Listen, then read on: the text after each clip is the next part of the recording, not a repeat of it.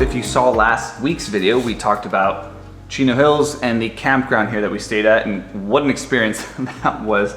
On the way out, we did hit up a trail. This is Bane Canyon and Road Loop Trail. The exact trail we did is not on all trails. We actually ended up doing a variation, and I'll talk about that here in a second.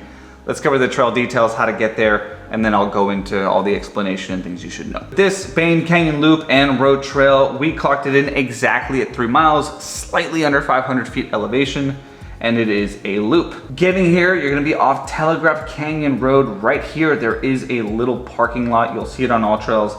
And actually, as you start, there are these restrooms by the horse camp that you can use. Those details out of the way, I spoke to the ranger because I said, hey, look, I don't have much service. I saw some things online, but what do you recommend? And he said the Bane Canyon Loop Trail, that's by far the most popular trail here at Chino. And if you go in the spring or after some rain and it looks this green, it'll be fantastic. What you saw in the video is right now, it looks absolutely dead.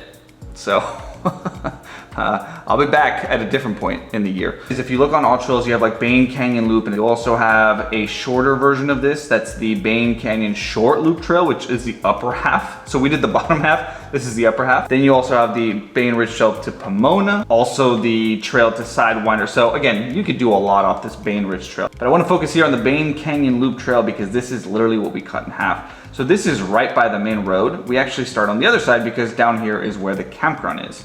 So if I zoom into this, you'll see the amphitheater, the campground is on this side, and there is a road here, a bit narrow, so just be mindful coming in. There's a parking lot with just a very, very nice view. From here, you walk onto the horse camp, there's the restrooms, and then you walk along this beautiful ridge that has really, really nice views. And again, if you go at the right time of year, this has to be just beautiful, beautiful. Now, instead of continuing all the way basically to the entrance of the park, right, you cut through this side trail right here, and this is what you saw in the video. As you cut through this side trail, if you want to make this longer, you can go on that other trail here, loop it all the way back down.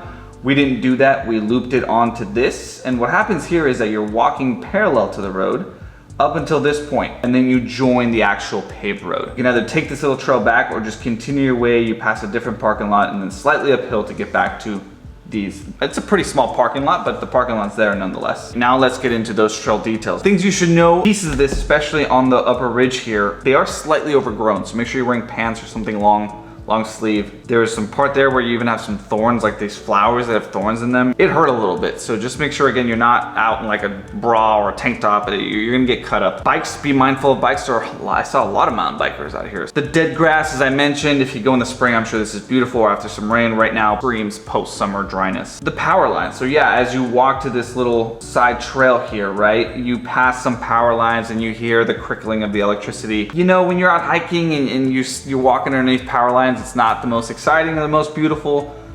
It's a small part of this trail. There's also the paved piece of this, right? So it's like an in-between of being fully submerged in nature and then you're like hiking near your house type of experience. If you have any questions, drop a comment down below. I'll do my best to answer it. And with that, I'll see you next week.